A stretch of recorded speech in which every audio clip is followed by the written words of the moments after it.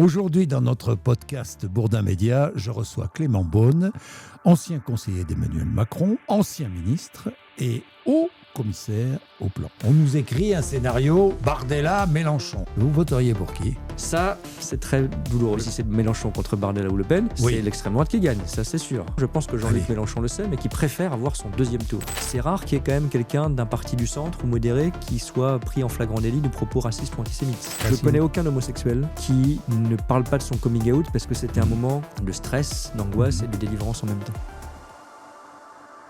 Clément Beaune, bonjour. Bonjour. Merci d'être avec nous. Merci à vous. Vous êtes commissaire au plan, haut commissaire au plan. Qu'a fait votre prédécesseur ? François Bayrou. Écoutez, franchement, je cherche. Oui, j'entends. Je n'ai aucun souvenir de ce qu'il a pu faire. D'abord, c'est pas une musique. Non. C'est une réalité, Clément Beaune. Alors d'abord, c'est pas tout à fait vrai. Je vais vous dire parce que je suis arrivé, j'ai regardé. Vous avez regardé, j'imagine. Il y a un certain nombre de rapports et de notes qui ont été publiés sur des thèmes qui sont importants. Par exemple, 18 notes en 4 ans. Oui. Alors par exemple, François Bayrou, il avait été l'un des premiers. Peut-être le premier dans le débat public à alerter sur le décrochage démographique du pays.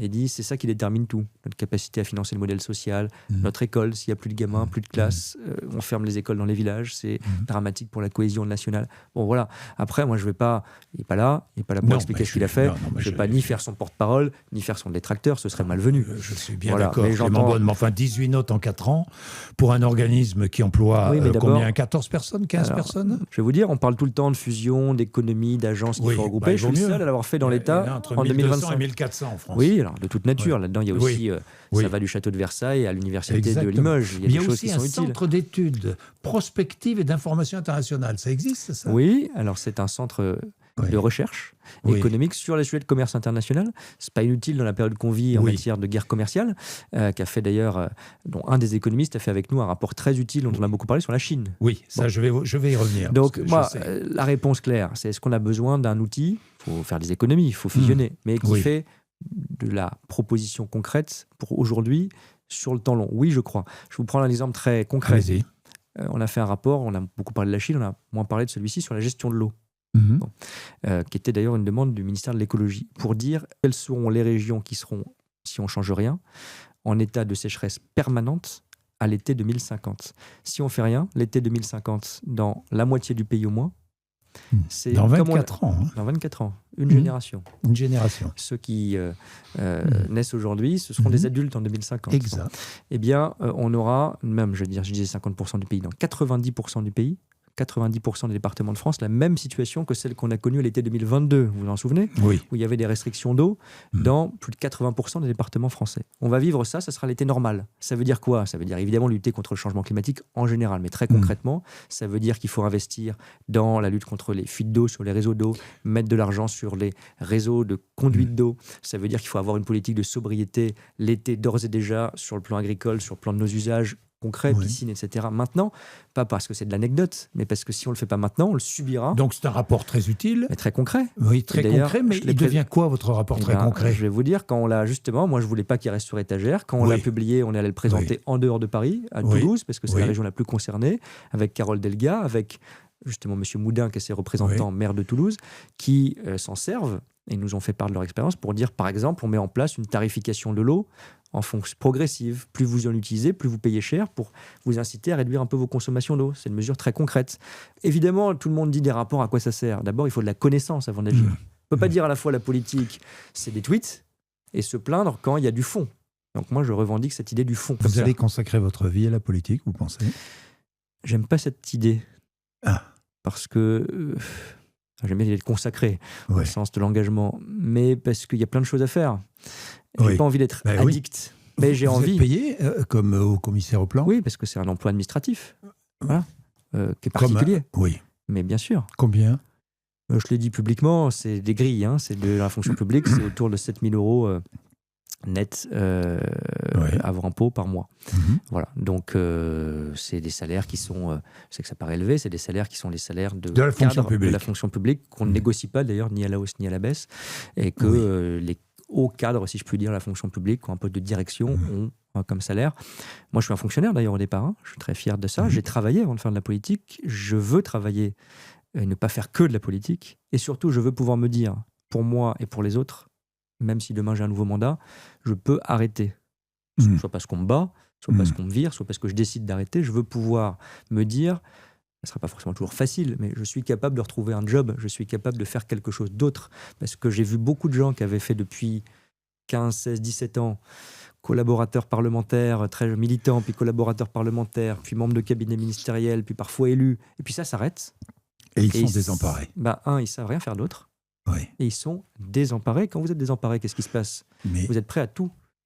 Oui. Vous êtes prêt à être courtisan, vous êtes prêt à être dépendant de quelqu'un qui ne pense pas comme vous pour qu'il vous donne un job. Et moi, je ne veux pas ça. Vous me faites penser à Emmanuel Macron, qui n'a jamais été élu. C'est une faiblesse.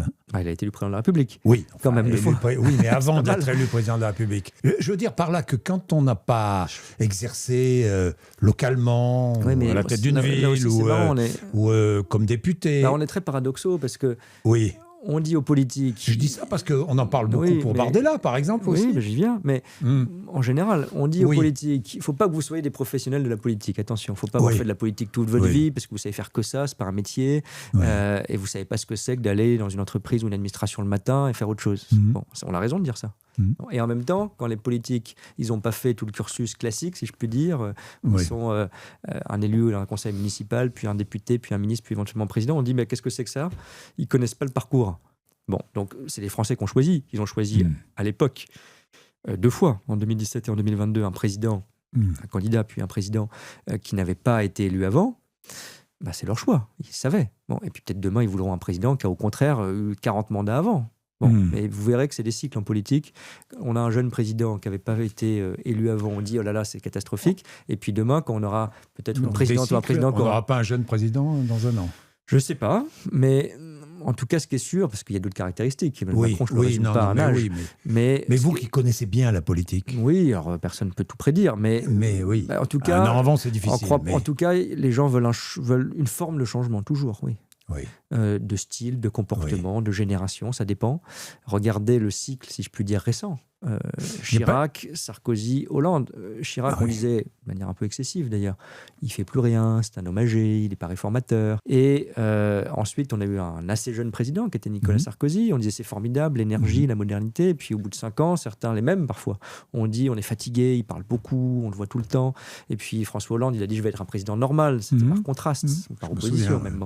Et puis on l'a reproché après, la même chose. On a dit c'est formidable d'avoir un président normal. Et puis quand même, il faudrait un peu plus de gravité, un peu plus de verticalité. Emmanuel Macron a dit moi je vais apporter ça, et on lui dit maintenant vous êtes trop autoritaire. Est-ce que la politique vous a déçu ? Quand vous avez une défaite électorale, quand vous avez des gens qui vous critiquent ou qui vous insultent, c'est dur. Qui vous trahissent ? Qui vous trahissent, c'est dur bien sûr. Mais vous le savez, c'est dans ces moments-là que on a aussi les moments les plus touchants. Quand j'ai perdu aux élections, je veux dire, il y a des gens avec qui j'avais fait de la politique parfois depuis 10 ans. Vous avez perdu en 2024 face à Emmanuel Grégoire. J'aurais pu me réfugier dans la rancœur, par exemple, et dire Emmanuel Grégoire, plus jamais. Bon, j'ai été capable de le soutenir dans des circonstances particulières. J'aurais pu dire la politique, ça m'emmerde, je vais gagner de l'argent plus facilement dans le privé. J'ai pas voulu, je respecte ceux qui font ce choix-là, c'était pas mon truc. Et puis, j'ai eu, c'est pour ça, il y a un aspect très humain. Je vous disais, le soir, vous perdez, vous avez des amis politiques, pas vraiment les amis parfois, qui vous écrivent pas, qui vous tournent le dos. Et puis vous avez des gens, ça oui, bien sûr. Des amis du gouvernement, par exemple. Oui, par exemple, oui. Des amis du gouvernement qui, du jour au lendemain. Vous êtes un loser. Vous êtes un loser. Voilà. Et vous avez des gens, des opposants politiques. Je peux les citer. J'ai eu un message très gentil de Valérie Pécresse, par exemple, le jour où j'ai perdu les élections. On s'est engueulé avec Valérie Pécresse quand elle était prendre de région, et moi, elle est encore prendre de région, et moi, à l'époque, ministre des Transports. Je pourrais vous le dire, on a eu des moments difficiles, même publiquement. Bon, et puis, je la respecte beaucoup et je lui suis très reconnaissant parce que dans un moment difficile, elle avait connu ça elle-même. Elle m'a dit, écoute, tu as fait un bon boulot, j'ai pas toujours été d'accord, mais sois fier de toi et merci. Quelqu'un comme Xavier Bertrand, il m'a écrit gentiment, on n'était pas d'accord sur toutes les options. Quelqu'un comme Michel Barnier, pour qui j'ai beaucoup de respect aussi. Bon. Donc là, je prends c'est un peu la même famille politique que vous. Peut-être d'ailleurs, il y a une certaine façon de faire de la politique, que moi je crois pas, mais en tout cas, on a des points communs qui sont qu'on peut s'écrire, on peut se dire des choses gentilles, et ça marcherait de l'autre côté aussi, quand il y a un coup dur. Quand il y a un moment humainement difficile. Bon, c'est très humain la politique, pour le meilleur et pour le pire. J'ai écrit un bouquin qui s'appelle « Je dirais malgré tout que la politique est belle parce que je crois ». Et en fait, pour répondre à votre question, les moments où vous savez que vous aimez ça et que vous avez envie d'en faire, c'est justement les moments difficiles. Oui. Tout le monde est content d'être ministre. Tout le monde est content d'être parlementaire. C'est parfois difficile. Les gens imaginent que c'est un luxe, c'est une facilité. Non, c'est dur. Mais ça, c'est le bon côté des choses. Quand vous êtes quand vous êtes battu, quand vous êtes viré, ça m'est arrivé. Et ben, c'est là que vous voyez, est-ce que j'ai envie de remonter sur le ring ou pas? C'est dur la vie d'un ministre? Je ne vais pas faire pleurer qui que ce soit. Je connais peu de ministres qui demandent spontanément de ne plus l'être. Je sais que ça ne doit pas être si horrible que ça. Mais oui, en tout cas, c'est dur dans le sens où c'est très exigeant. Le président de la République qui vous appelle à 2h du matin, ça arrive? Oui, c'est arrivé. Alors plutôt quand j'étais son conseiller, le fameux discours de la Sorbonne, on l'a fini à 4h du matin dans son bureau. C'était un moment génial, j'ai adoré, je ne me plains pas du tout. J'ai adoré ce moment.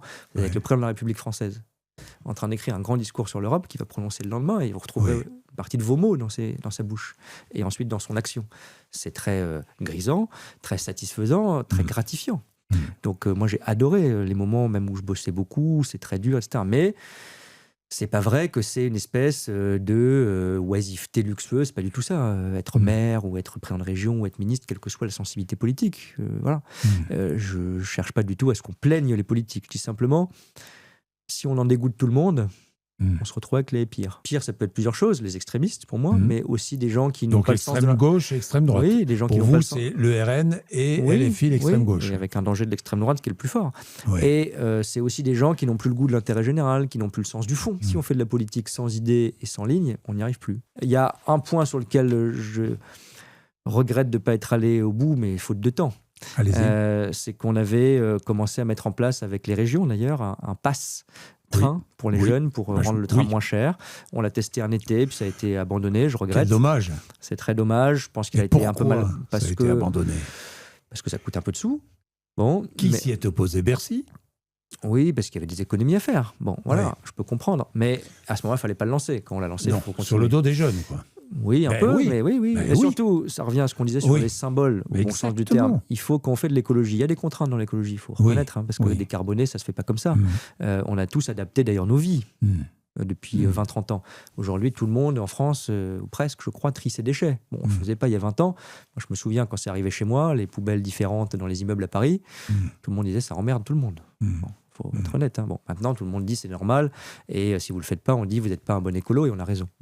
Donc, on a des efforts à faire. Mais quand il y a du positif, le passe-train, c'était positif. C'était de l'écologie qui fait sourire, qui relie les gens, qui vous fait voyager, qui vous fait découvrir des régions.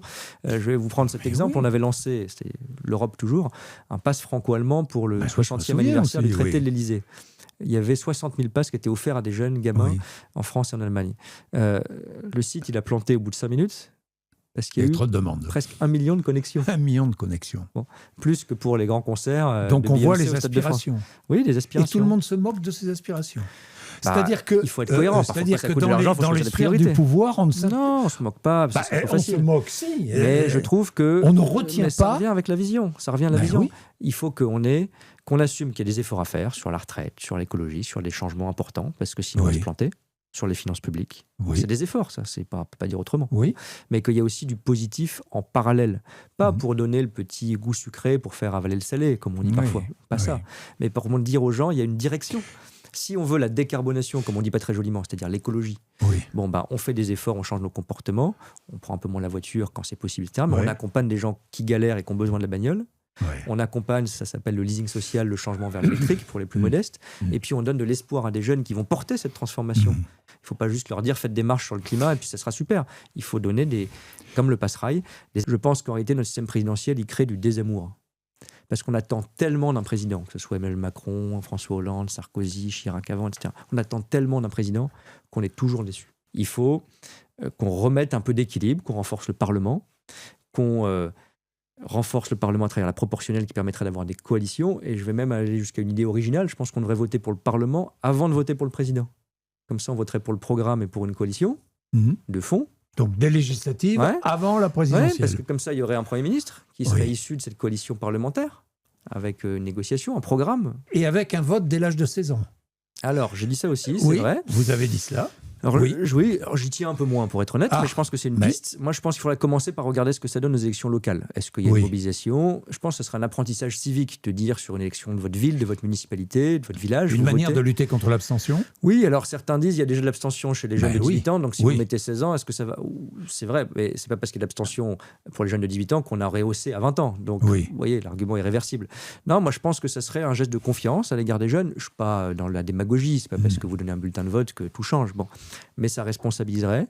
Les jeunes, ils manifestent à 16 ans, les jeunes, ils s'informent à 16 ans. Pourquoi pas voter ? À commencer par des élections locales.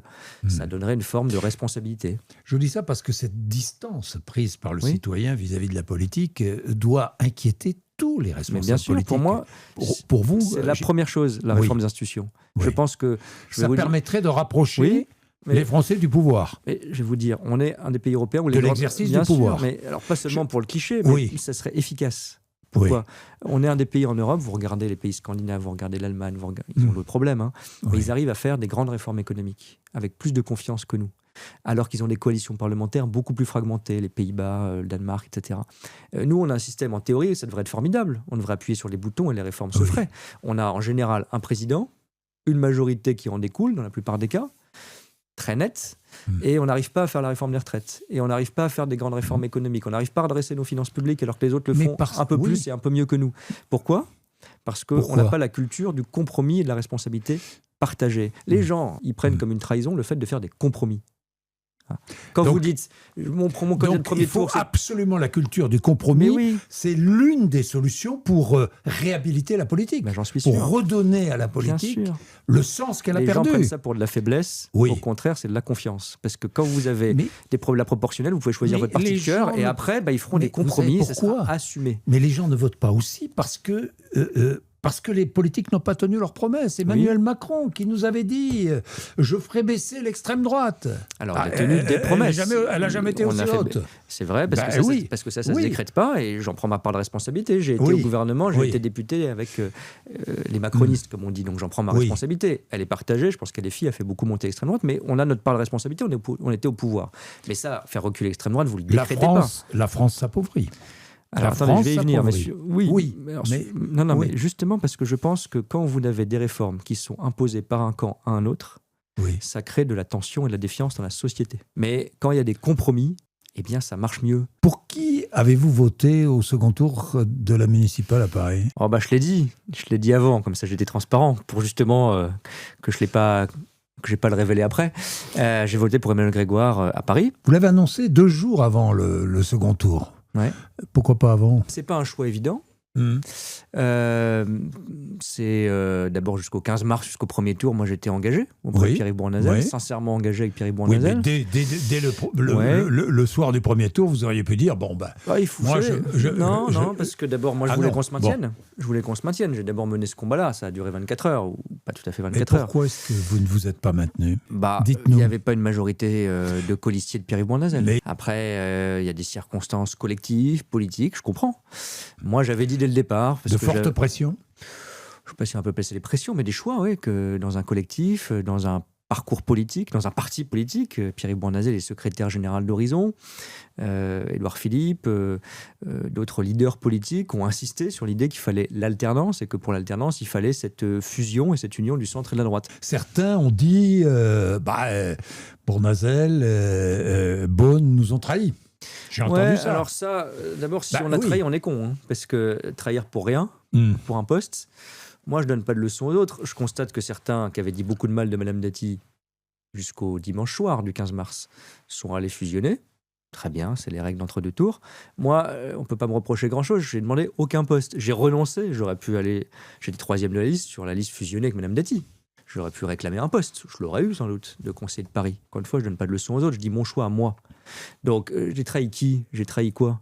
J'ai trahi ceux à qui je me suis engagé. J'ai dit dès le départ, le dimanche soir, avant que la décision collective soit finalisée, moi, je ne veux pas qu'on fusionne. Je pense que c'est une mauvaise idée. Et je pense qu'en plus, Mme Dati perdra à la fin. Je vais vous dire, dernier point là-dessus, parce que ça me fait marrer, ça me blesse un peu quand on dit trahison. Moi, j'ai vu beaucoup de gens qui, d'ailleurs, n'avaient pas forcément voté pour Pierre-Yves Bournazel me dire, et je crois lui dire, ce que vous avez fait, c'est honorable, qu'on soit de gauche ou de droite. Parce que Pierre-Yves Bournazel, il a fait tout le boulot du lundi pour permettre à ses colistiers qui le souhaitaient pas moi mais d'autres, de fusionner. Et il n'a pris aucun poste lui-même. Il aurait tout à fait pu être numéro 2 de Madame Dati, attendre éventuellement son procès, attendre éventuellement une défaite, prendre le relais au Conseil de Paris. Il ne l'a pas fait. Il a renoncé à un poste au Conseil de Paris. Ce n'est pas si fréquent en politique. Donc qu'on soit en désaccord politique avec lui, pourquoi pas. Qu'on dise que c'est une trahison et que ce n'est pas honorable, c'est exactement le contraire. Emmanuel Macron a appelé Pierre-Yves Bournazel ? Je ne crois pas qu'il ait appelé Pierre-Yves Bournazel, mais je ne suis pas dans les conversations des uns et des autres. J'ai lu qu'il avait appelé Édouard Philippe. Moi, il ne m'a pas appelé. Clément Beaune, est-ce qu'il s'est passé, ce qui s'est passé à Paris ou ailleurs en France est présage de ce qui va se passer dans un an à la présidentielle ? Non, ça je crois pas. Non. Vous savez, moi j'ai le souvenir, vous le savez comme moi, mieux que moi même, j'étais jeune citoyen en 2001. Bien. Je dis jeune citoyen parce que c'est ma première élection, moi. Ma première élection de toute ma vie, c'était voter pour Bertrand Delanoë en 2001. J'étais à l'hôtel de ville sur le parvis. Comme citoyen qui avait voté pour Delanoë, pour l'alternance, avec le trousseau de clés, là, pour dire on a les clés. Et puis en 2002, ma première élection présidentielle. Je me souviens très bien que Lionel Jospin, qui nous a quittés il y a peu de temps, que j'aimais beaucoup comme jeune étudiant, pour qui j'ai voté en 2002, avait, comme Premier ministre à l'époque, dit c'est une grande victoire, cette élection municipale de 2001. Pourquoi ? Parce que la gauche avait gagné Paris, historique, et Lyon, historique aussi.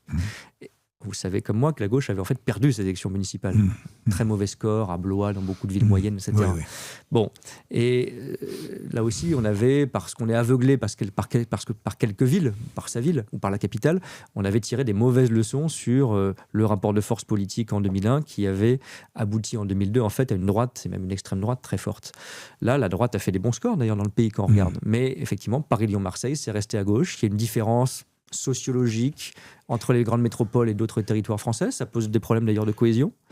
Mais je crois que j'en tirerai pas de leçon. J'en tire une leçon, moi qui viens du centre-gauche, qui suis un social-démocrate, c'est que quand le PS est clair, comme Emmanuel Grégoire l'a été d'ailleurs, sinon j'aurais pas soutenu, comme Benoît Payan l'a été à Marseille, dans le rapport à LFI, en disant pas d'alliance. Ils ont pris un risque, notamment Grégoire à Paris. Il aurait pu dire, allez, on fait une alliance technique avec Chikirou, comme ça on additionne les voix.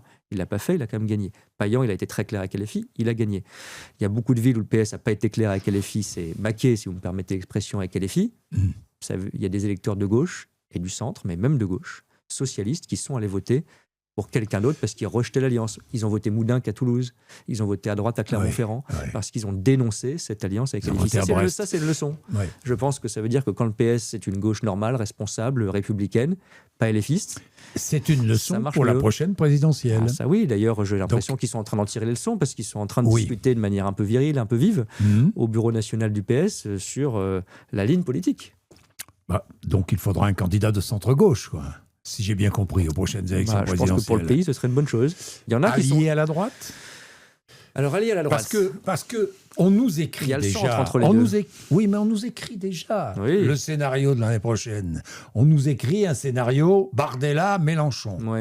D'ailleurs, ils se nourrissent l'un l'autre. Oui, ça j'en suis convaincu. Ils se nourrissent l'un l'autre. Convaincu. Ils rêvent de s'affronter. Ils rêvent de s'affronter. Bon, c'est sûr. Oui, Bardella va gagner. Si c'est Mélenchon ou Le Pen, si c'est Mélenchon contre Bardella ou Le Pen, c'est l'extrême droite qui gagne, ça c'est sûr. Aucun doute. Oui, aucun doute. Donc c'est le plus mauvais candidat. Je vais vous dire mon sentiment, je pense que Jean-Luc Mélenchon le sait, mais qui préfère avoir son deuxième tour, son affrontement antifasciste, je crois. Vous voteriez pour qui ? Ça, c'est très douloureux. Je voterai jamais pour l'extrême droite. Voilà, ça c'est sûr. Après, me demander de mettre un bulletin Jean-Luc Mélenchon, après tout ce qu'il a dit et fait encore ces dernières semaines dans l'urne, c'est dur. Mais je ne voterai pas pour l'extrême droite, jamais dans ma vie. Vous voterez Mélenchon. Il y a d'autres options. L'extrême droite, je pense que c'est d'abord le vrai danger en réalité, dans le sens où c'est eux qui sont aux portes du pouvoir. Mélenchon, on peut raconter des histoires, il peut faire très peur à juste titre à beaucoup de gens. Il ne sera pas président de la République. Il ne sera pas président de la République. Ensuite, ce n'est pas la même histoire. J'ai toujours dit que le LFI, Mélenchon, c'est l'extrême gauche et l'extrême droite, ce n'est pas la même histoire. Ce n'est pas le même militant, ce n'est pas les mêmes idéologies. Ensuite, est-ce que Jean-Luc Mélenchon, et d'ailleurs je le regrette parce que je me souviens de l'époque Jospin où j'étais jeune, Mélenchon était un ministre de Jospin, c'était l'aile gauche comme on disait, du PS minoritaire. Enfin, c'était un laïc, c'était un républicain, c'était un homme qui... Ce qu'il n'est plus. Je crois, laïc, il a clairement fait des entorses au principe de laïcité. Il voulait plutôt dans le communautarisme. Et quand on fait des jeux de mots sur des non-juifs, Mélenchon connaît l'histoire. Je rappelle que vous êtes une famille originaire d'une famille juive. Mais indépendamment de ça, quand on est républicain, on n'accepte pas ce genre de jeux de mots qui résonnent dans l'histoire et sur lesquels Mélenchon a récidivé, puisque je rappelle que juste après le 7 octobre 2023, après le massacre en Israël, il avait fait un jeu de mots plus que douteux sur Yael Braun-Pivet, qui était, selon lui, allé camper à Tel Aviv. On sait ce que veulent dire les mots. Bon. Et il connaît l'histoire familiale aussi de Mme Braun-Pivet. Bon. Donc c'est un homme de culture, c'est un homme qui connaît les mots et qui joue avec très dangereusement et qui fait monter l'extrême droite aujourd'hui, bien sûr. En 2024, j'ai dit que je voterais pour n'importe quel candidat contre le RN. Contre le RN. Pourquoi ? Parce qu'au deuxième tour, en 2024, la menace, c'était l'accession arithmétique du RN au pouvoir. C'était pas celle de LFI. Donc il faut aussi mener des combats moraux 2027, et des combats arithmétiques en politique. Voilà. Et pour une présidentielle, vous ne menez pas de combat arithmétique. Bah si, mais je sais que qui risque de gagner, une voix parmi d'autres, qui risque de gagner au niveau national, c'est l'extrême droite. C'est ça la réalité. Votre arrière-grand-père a été déporté à Auschwitz. Oui. Il est mort là-bas. Oui. Vous êtes d'une famille juive. Lorsque vous entendez, je sais pas moi, le RN ou LFI, vous pensez qu'il y a de l'antisémitisme partagé. Est-ce qu'aujourd'hui, le RN, à vos yeux, est encore un parti antisémite ? J'aime pas balancer ça, non, mais il a une histoire. L'extrême droite a une histoire. On a vu, ça c'est concret, au moment des élections, ce qu'ils ont appelé pudiquement des brebis galeuses, des candidats. Il y en a qui avaient toutes les sortes de haine, parce qu'elles se rejoignent en général. Antisémites, racistes, anti-musulmans, homophobes. On a vu ça arriver. C'est rare qu'il y ait quand même quelqu'un d'un parti du centre ou modéré qui soit pris en flagrant délit de propos racistes ou antisémites. Ça peut arriver, c'est quand même très rare. C'est plus souvent à l'extrême droite ou à l'extrême gauche aujourd'hui. Donc ça veut dire quand même que dans les partis extrémistes en général, et encore aujourd'hui, oui, à l'extrême droite, il y a des militants, des candidats, des élus. Parfois, j'ai vu Grégoire de Fournas, député RN à l'époque, j'étais ministre à l'époque en Gironde, dans l'hémicycle, dire à un député noir en face de lui, retourne dans ton pays, député de la France. Bon, donc ça c'est, on peut dire, c'est pas une mauvaise blague, c'est un commentaire raciste. Bon. Donc ça existe. Bizarrement, c'est venu de l'extrême droite. Bon, donc moi je n'oublie pas cette histoire et sans exagérer, caricaturer ou crier au péril fasciste partout, je crois que quand on professe de manière plus générale, la discrimination. Par exemple, en disant les binationaux devraient avoir moins de droits que les Français qui ne sont pas binationaux. Quand on défend la préférence nationale, ça sonne bien comme ça, mais ça veut dire que quand vous êtes un étranger régulier en France, vous avez moins de droits qu'un Français. Bon, alors que vous êtes en train de vous intégrer et de bosser. Ça a une rupture avec notre pacte républicain. C'est dans le programme du Rassemblement national aujourd'hui. Et oui, c'est un danger. Et quand on met le pays sur ce chemin-là, je pense qu'on ouvrira la porte, même si ceux qui le mettent en place ne sont pas eux-mêmes racistes ou antisémites, à cette haine-là et à cette division-là dans notre pays. Donc c'est pour ça que c'est un danger l'extrême droite. Merci à toutes et à tous, vous êtes de plus en plus nombreux et n'hésitez pas à vous abonner, c'est gratuit. Vous vous abonnez et puis vous nous encouragez. Un petit pouce, un petit commentaire, nous irons voir vos commentaires. Merci à vous. Vous avez dit publiquement que vous étiez homosexuel. Oui.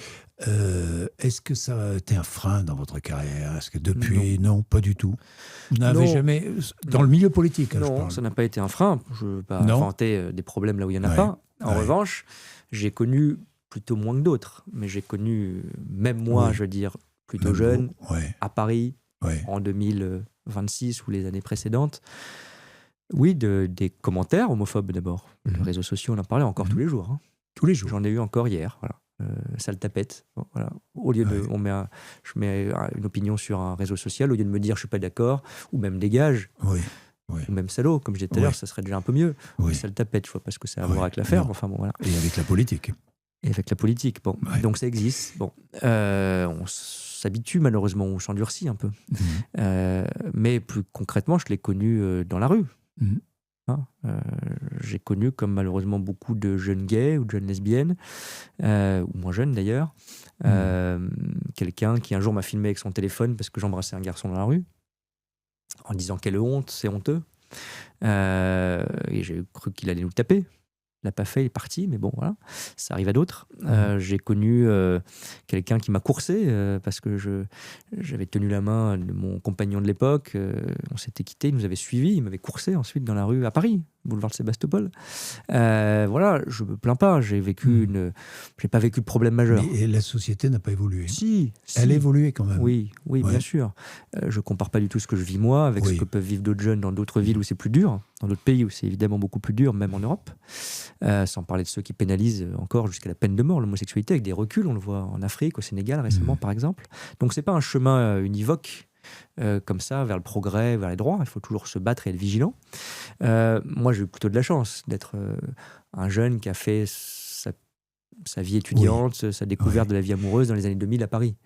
Mais même là, c'était difficile. Et dans votre vie familiale, ça n'a pas été difficile? Ça a été difficile ou pas? Non, mais même dans un environnement qui était ouvert, tolérant. Oui. Votre père était prof de médecine. Mon père était prof de médecine. Votre mère infirmière, c'est cela? Et j'ai encore la chance d'avoir mes deux parents, ils ont été non seulement très aimants, très tolérants, très ouverts et très bien. Ils ont très bien compris. Très bien compris. Mais quand même, le simple fait, ça paraît idiot, d'avoir à le dire. Oui. Bon, on parle de coming out comme si c'était... Oui, comme si c'était, soit un truc évident, soit un truc bizarre. Non, c'est pas... Je connais aucun homosexuel qui ne parle pas de son coming out parce que c'était un moment de stress, d'angoisse et de délivrance en même temps. Et parfois, pour certains, pas du tout pour moi, ça a été un moment où on est chassé de chez soi, on est rejeté par sa famille ou par ses plus proches. Ça arrive aussi. Encore aujourd'hui. Ça vous est arrivé? Moi, non. Moi, non. J'ai vu aussi le côté... Aucun ami ne s'est détourné? Non, je vais même vous dire... Dans votre famille, personne n'est venu? Je vais vous dire, j'avais même un ami proche, quand j'étais étudiant à Sciences Po, c'est là que j'ai fait mon coming out à mes camarades et à mes amis, qui était un garçon assez conservateur, que je pensais qu'il n'était pas très ouvert sur cette question de l'homosexualité. Je lui ai dit, et il m'a pris dans ses bras, et il a été formidable. Il m'a dit, j'espère que je t'ai jamais blessé par mes remarques un peu lourdes. C'est magnifique. Voilà. Et je sais pas, après, je l'ai perdu de vue, ce qu'il fait dans sa vie, ce qu'il pense. Je pense quand même que cet échange, ce moment de complicité, il est un peu sorti de lui-même, moi aussi.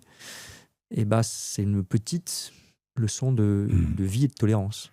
Et dans la vie politique, ça n'est jamais peut-être revenu derrière à la moi, surface, des gens disent des choses. Revenu à la surface. Non, mais je vais vous dire, c'est pour ça que j'avais pas prévu de le dire quand je l'ai dit publiquement. Je venais d'être nommé au gouvernement. Ça s'est fait un peu par hasard, pas par effraction, mais par hasard. Et j'avais un doute, savoir si c'était bien de le dire, est-ce qu'il fallait le dire, est-ce qu'il fallait... J'ai pas fait état de ma vie privée, j'ai pas dit j'ai un compagnon, j'ai pas de compagnon, ça, j'en ai pas parlé. Mais j'ai dit, oui, je suis homosexuel et je l'assume, je l'ai dit comme ça, parce qu'il y avait un truc que je voulais pas vivre, c'était la rumeur. Alors on me dirait, on peut s'en ficher de la rumeur parce que qu'est-ce qu'on a à craindre, on va cacher. C'est quand même désagréable et ça dit quelque chose que vous entendiez dans un écho de presse, dans un couloir en politique, vous savez, Bonnie il est gay. Bon, ça c'est la version polie. Je voulais pas entendre ça. Je dis oui, je le suis parce que je vous l'ai dit. Donc où est le problème? Donc c'était une façon, d'éviter cette espèce de non-dit, parce que les gens pensent que du coup vous le cachez, alors que je ne cachais rien. Donc les gens vous reprochent parfois de le dire, mais vous reprocherez de le cacher aussi. Donc je l'ai dit tout simplement. Et puis le deuxième point, c'est que, et ça je l'ai mesuré qu'après, je ne m'érige pas en modèle, mais quand vous dites quelque chose et que vous êtes une personnalité publique, ça aide des gens. Et il y a des gens qui m'ont dit... Merci. Merci, oui. Et la drogue dans le milieu politique, ça existe ou pas? Parce que sûrement, là, j'ai entendu 1000 rumeurs. Oui. Alors, je vais vous décevoir beaucoup parce que c'est de mon ton de dire, moi, j'ai fumé, j'ai consommé, je regrette beaucoup. Moi, non. Donc, vous n'avez jamais fumé, jamais consommé de drogue. Ça a dû m'arriver en soirée une fois quand j'étais au lycée. Oui. Voilà. Pour tout vous dire, non, je suis un peu chiant à cet égard. Ça ne m'est pas arrivé. Je n'ai pas consommé de cocaïne, de drogue. Voilà, je n'en ai même pas vu, pour tout vous dire. Donc, et à l'Assemblée, ça n'existe pas. Mais je ne dis pas que ça n'existe pas. Ça existe sûrement et dans le monde de la presse, et dans le monde de la mode, et dans le monde politique, et dans le monde en général. Mais exactement. Bon. Et d'ailleurs, dans les milieux, et ce n'est pas maintenant un marqueur social, ça existe dans les milieux modestes comme dans les milieux riches. Vous êtes encore macroniste? Oui. Toujours? Ah oui? Toujours macroniste. Alors, ce qu'on entend par macroniste. Oui, macroniste, en soutien au président de la République. Absolument. Vous n'êtes pas déçu? Vous n'avez pas été déçu? Non. Non? Moi, vous le savez, j'ai eu des moments où j'avais exprimé mon avis sur la loi immigration, sur d'autres sujets, sur Paris, on en a parlé. Oui. Mais pour moi, c'est compatible au plus profond de moi, parce que c'est aussi une aventure humaine, avec tout ce que je partage, ce que j'ai partagé avec le président de la République, j'allais dire avec Emmanuel Macron, parce que je l'ai connu avant qu'il soit président de la République. Moi, je lui suis d'une grande fidélité, j'ai d'ailleurs jamais dit de mal, ni en privé, ni en public, du président, pas si fréquent. Ça ne veut pas dire que je partage 100%. Quand vous continuez à le voir? Oui, ça m'arrive de le voir, absolument, à échanger, en conversation ou par message, à lui proposer des idées, des notes, des réflexions. Oui, parce que moi, je suis très fier de cette aventure. Encore une fois, être très fier d'une aventure, ça ne veut pas dire qu'on a le même cerveau, la même pensée, on n'est pas des clones. Être fidèle, c'est pas être courtisan. Bon. Mais moi, je suis fidèle et je suis loyal, et j'ai une affection immense pour le président de la République, comme personne. Pour sa fonction, beaucoup de respect, mais comme personne, parce que d'abord, il m'a nommé ministre. Oui. Il m'a donné une chance. Je ne faisais pas de politique avant. J'espère lui avoir apporté moi aussi, notamment sur l'Europe. J'ai été son conseiller. On a écrit le discours de la Sorbonne. On a défendu beaucoup de combats européens. Le plan de relance. C'est vous qui avez rédigé le discours de la Sorbonne. Oui, après oui, bien sûr. J'ai rédigé avec lui, à ses côtés. Oui. Je l'ai accompagné quand il était déjà ministre de l'économie sur l'Europe. J'ai fait toute sa campagne présidentielle sur l'Europe. Et évidemment, je suis un peu biaisé. Mais la chose dont je suis le plus fier dans ce qu'il a fait, de ce que j'ai pu essayer de faire un peu avec lui, c'est l'Europe. C'est l'Europe. Oui, c'est un Européen convaincu dans ses tripes. Fédéraliste ? Non, je ne crois pas qu'il se définirait comme ça. Vous êtes fédéraliste, vous ? Non. Non, parce que fédéraliste, d'abord... fédéral, oui. Oui, d'abord, honnêtement, ça ne veut pas dire grand-chose. Oui. Est-ce que fédéral, ça veut dire qu'on devient une sorte de grand pays comme l'Allemagne ou comme des pays fédéraux, les États-Unis, c'est-à-dire que vous avez une capitale qui impose tout aux autres. Non, ça ne marche pas comme ça. Oui. On est un système spécifique, original. Mais moi, je suis très, très européen. Il y a des domaines dans lesquels c'est déjà fédéral. Il faut dire les choses. La monnaie, c'est fédéral, puisqu'on a la même. Je ne propose pas que la défense ça soit fédérale, je ne propose pas que le budget il soit fédéralisé. Voilà, donc ça dépend des domaines. La politique agricole, elle n'est pas fédérale, mais elle est commune. Et ça aide beaucoup nos agriculteurs. Moi, vous savez, j'ai été ministre des Affaires européennes, vous l'avez dit, quand vous êtes ministre des Affaires européennes, vous passez tous les jours dans une pièce qui s'appelle le Salon de l'Horloge, c'est au Quai d'Orsay. C'est un très beau salon, très doré, où le 9 mai 1950, Robert Schuman, 5 ans après la guerre, a dit « on va se réconcilier avec les Allemands et mettre en commun le charbon et l'acier, les armes de guerre. » Aujourd'hui, ça paraît une ligne dans un livre d'histoire. Vous imaginez ces gens, lui, Monnet, qui était commissaire au plan d'ailleurs, des anciens combattants pour beaucoup, qui ont dit on se réconcilie, on met en commun des choses plutôt que de dire du mal des Allemands pendant encore 20-30 ans et de préparer la guerre d'après comme on avait toujours fait depuis 100 ans. Bon, ça, c'est des leçons de courage. Pourquoi, selon vous, le pays ne comprend plus Emmanuel Macron ? Est-ce que c'est le pays qui ne comprend plus ou est-ce que c'est Emmanuel Macron qui ne le comprend plus ? Enfin, d'abord, vous savez, je vais venir à d'autres sujets, mais il y a une usure du pouvoir. C'est l'usure du pouvoir. Je pense... Le en même temps, finalement, ça n'a pas marché. Au bout de 5 ans, c'était pas facile. D'autres ne l'avaient pas fait. Personne ne l'avait fait d'ailleurs hors cohabitation. Il a été réélu. Ça ne veut pas dire que les Français pensaient que tout était parfait. Mais ils ont quand même fait confiance, plus qu'à d'autres, démocratiquement, pour un deuxième mandat. C'était inédit, hors cohabitation. Donc, c'est pas comme si, depuis le premier jour, le président n'était pas aimé par les Français. C'est pas vrai. Ensuite, on voit bien, dès qu'il y a une crise internationale, sa popularité remonte. Un peu. Mais enfin, quand même, c'est significatif. Ça veut dire que les Français se disent il gère bien ces crises. On est quand même rassuré de l'avoir. Et je pense que si on posait la question, comme je vais le faire, est-ce que vous préférez avoir quand c'est la guerre au Proche-Orient, quand il y a une crise sanitaire comme le Covid, quand il y a une crise énergétique comme celle qu'on vit, quand M. Trump est imprévisible et menace même d'envahir le Groenland, est-ce que vous préférez avoir un Emmanuel Macron aux responsabilités, qui est clair sur l'Ukraine, qui est clair sur la souveraineté nationale européenne, ou une Marine Le Pen ou un Jordan Bardella ? Si on pose la question comme ça, je pense que sur l'essentiel, beaucoup de gens diraient encore Emmanuel Macron. C'est un sondage intéressant d'ailleurs. C'est un sondage intéressant. La popularité, forcément, au bout de quelques années, je ne dis pas que tout va bien pour autant, ça s'effrite, mais ça s'abîme. Bon, et regardez les autres présidents, certains que j'ai soutenus, d'autres que je n'ai pas soutenus, M. Sarkozy, M. Hollande, ils ont fini avec des niveaux de popularité au bout de 5 ans, pas 10, qui étaient bas aussi. Bon. Dès qu'on prononce le nom d'Emmanuel Macron... tout de suite, c'est une volée de critiques. Oui, mais... D'ailleurs, volée de critiques très dure. Très dure. Trop dure, parce que on peut être... Il y a une fracture sociale, une fracture territoriale dans ce pays, et une fracture de confiance. C'est terrible. Mais je vais vous dire, d'abord, je ne dis pas ça pour minimiser, mais il y a, au bout de plusieurs années d'exercice du pouvoir présidentiel en particulier, c'est pas vrai pour un maire, c'est pas vrai pour un président de région, le pouvoir présidentiel, une focalisation personnelle qui devient très violente. Mais ça, c'est le régime présidentiel. C'est vrai, et puis ça s'accentue parce que nos sociétés sont plus polarisées et plus violentes. Moi, je vois, vous mettez un message, je vais chez Jean-Jacques Bourdin être interviewé, vous mettez ça sur Twitter, vous avez 50 messages de haine de gens qui ne vous connaissent pas. Oui, mais c'est sûr. J'ai fait d'ailleurs l'exercice, c'est intéressant parce que moi, je suis un optimiste. Quand on m'a dit pour Paris ou pour d'autres choses, vous êtes un salopard, il y a des gens qui m'ont écrit ça, vous êtes un salaud, pourquoi vous faites... Oui, bien sûr. Pourquoi salopard? Parce qu'ils n'étaient juste pas d'accord avec moi. J'aurais aimé qu'ils me disent je ne suis pas d'accord avec vous, monsieur Beaune. Clément, pas de problème, mais ils se disent tout de suite, on monte dans les tours, et comme c'est un réseau et que c'est anonyme, et qu'on est dans son fauteuil et qu'on tweet, on écrit des choses horribles. Bon. Il y a des gens qui vous menacent de mort. Bon. Et donc moi, il y a certaines personnes à qui j'ai répondu. Je le fais rarement, je ne peux pas répondre à tout le monde. J'ai répondu, j'ai dit pourquoi vous dites ça ? Moi, voilà ma position. J'ai effectivement choisi telle position au deuxième tour. Vous pouvez en avoir une autre. Et alors, c'est assez amusant parce qu'il y a plein de gens qui répondent ensuite à ça en disant merci de me répondre. Et bon, je ne suis pas d'accord avec vous, mais il y a un argument. Tout de suite. Donc, les réseaux sociaux et la politique est beaucoup soumise à ça aujourd'hui. Ça crée ou ça surcrée, si je puis dire, de la polarisation. Il n'y a pas que les réseaux sociaux. Non, après, il y a la réalité du quotidien. La réalité du quotidien, c'est la fin de mois. Je vous parlais de cette fracture sociale et territoriale. Elle est réelle. Bien sûr, entre les grandes villes, et les villes moyennes et les campagnes. C'est réel. Ma mère habite dans un petit village, dans les Bouches-du-Rhône, qui vote pour le Rassemblement national très majoritairement aux élections législatives. D'ailleurs, c'est intéressant parce qu'il ne vote pas Rassemblement national aux élections municipales. Le maire, c'est les maires qu'ils connaissent, qui est sans étiquette, qu'ils apprécient. Je crois qu'il vient plutôt de la gauche d'ailleurs, mais comme quoi on a confiance en une personne qu'on connaît. Puis aux élections pour le national, législatif, ils votent depuis 2022 Rassemblement national. C'est pas tellement, honnêtement, une question d'immigration et d'insécurité. Il y en a très peu dans le village en question. Je pense que c'est une question de déclassement.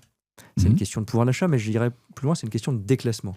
Vous pouvez créer, et on a créé un certain nombre d'emplois, et on le dit d'ailleurs, regardez, il y a des usines qui ont rouvert à certains endroits, il y a de l'attractivité, des investisseurs étrangers qui viennent, il y a des emplois qui sont créés. Mais ce n'est pas une start-up nation. Mais ce n'est pas qu'une question de start-up nation. Je vais le dire autrement, vous créez 1000 emplois quelque part, vous fermez le bureau de poste au même endroit, les gens ils sont traumatisés parce que vous avez fermé le bureau de poste. Mais c'est ça, normal. Il faut l'entendre, mais bien sûr. C'est normal.